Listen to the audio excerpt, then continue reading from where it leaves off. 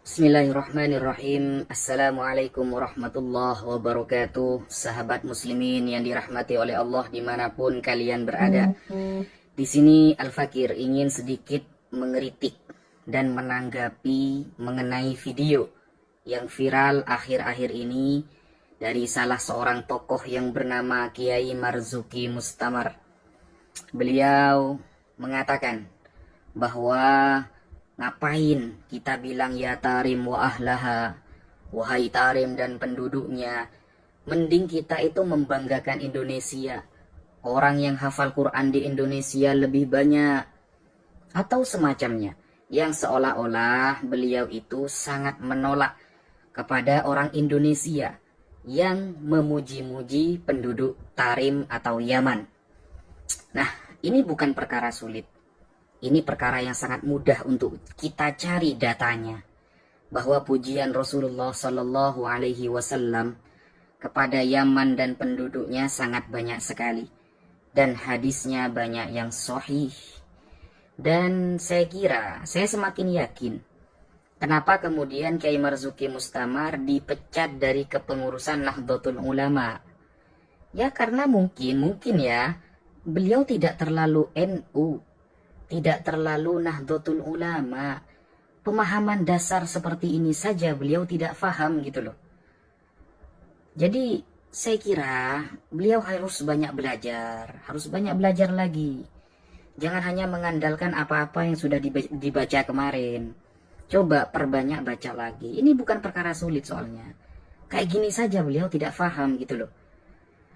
Pertama, kita sebutkan di dalam kitab Bughyatul Mustarsyidin, kitab yang mu'tabar, dipakai di pesantren-pesantren besar, dan bahkan ulama Nahdlatul Ulama, ulama-ulama NU, banyak yang menggunakan kitab Bughyah. Di dalam kitab Bughyah diterangkan secara tegas, Hadramaut mikhlafun min makhalifil Yaman al-asfal. Wal mikhlaf al qit'ah minal iklim mustamilah ala buldan wa mudun wa qura kathirah masyhurah bil khairi was salah wa a'zamu madaniha Tarim wa Shibam. Jadi Hadramaut adalah salah satu wilayah dari wilayah-wilayah negara Yaman bagian bawah.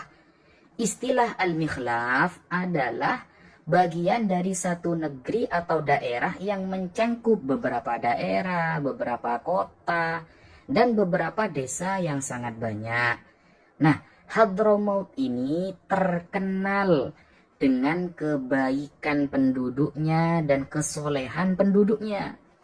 Nah, wa a'zamu madaniha, kota terbesarnya adalah Tarim wa Shibam.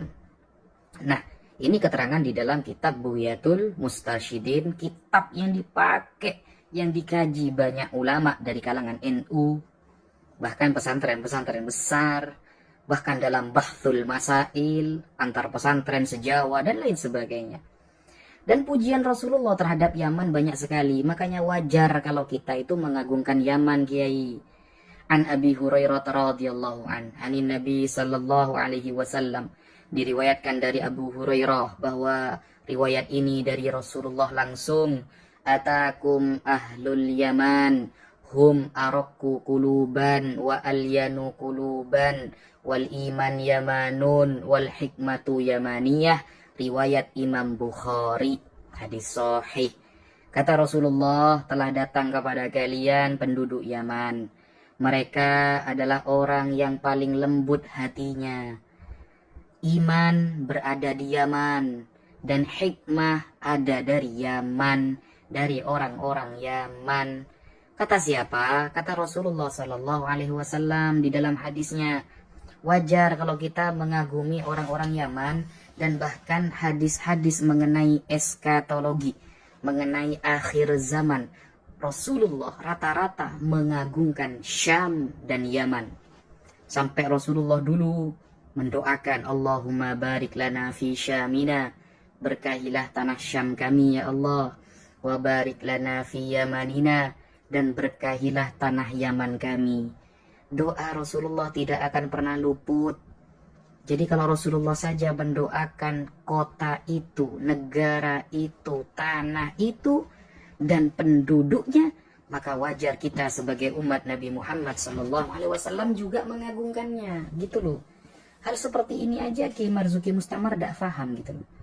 Bahkan rawa Abdul Razak ani bin Juraij qala balaghana anna tubba'an awwalu man kasal Ka'bah. Abdul Razak meriwayatkan dari Ibnu Juraij bahwa telah sampai riwayat kepada kami bahwa Tubba atau As'ad adalah orang yang pertama kali menutupi Ka'bah, menyelimuti, menggunakan dengan kiswah Ka'bah. Dia orang mana? Orang Yaman. Bahkan Rasulullah melarang kita untuk mencaci dia karena dia telah Islam. Nah, pujian Rasulullah kepada penduduk Yaman banyak sekali. Bahkan an Imran bin Husain, riwayat dari Imran bin Husain radhiyallahu an, ata ahlul Yaman Rasulullah sallallahu alaihi wasallam. Suatu ketika ada penduduk Yaman datang kepada Rasulullah. Faqalu, mereka berkata, "Ji'naka linatafaqquh fid din wa linas'alaka an awwali hadzal amr ma kana." Suatu saat penduduk Yaman datang kepada Rasulullah belajar agama kepada Nabi dan bertanya tentang awal penciptaan semua ini, tentang Allah pertama kali. Maka Rasulullah mengatakan, "Kana Allah wa lam yakun syai'un qablahu." Allah ada, Allah telah ada sebelum segala sesuatu ada. Wa kana arshuhu 'alal ma', dan arsy-Nya berada di atas air. Tsumma khalaqas samawati wal ard, kemudian Allah menciptakan langit-langit dan bumi. Wa kataba fi dzikri kulla syai', dan Allah mencatat di Lauh Mahfuz segala sesuatu. Hadis riwayat Imam Bukhari. Nah, ini keutamaan ahlul Yaman, penduduk Yaman, bahwa mereka itu tolabul ilmi kepada Rasulullah, mencari ilmu. Makanya ada riwayat yang mengatakan al-fiqhu bil Yaman. Fikih itu di Yaman. Maksudnya fikih apa?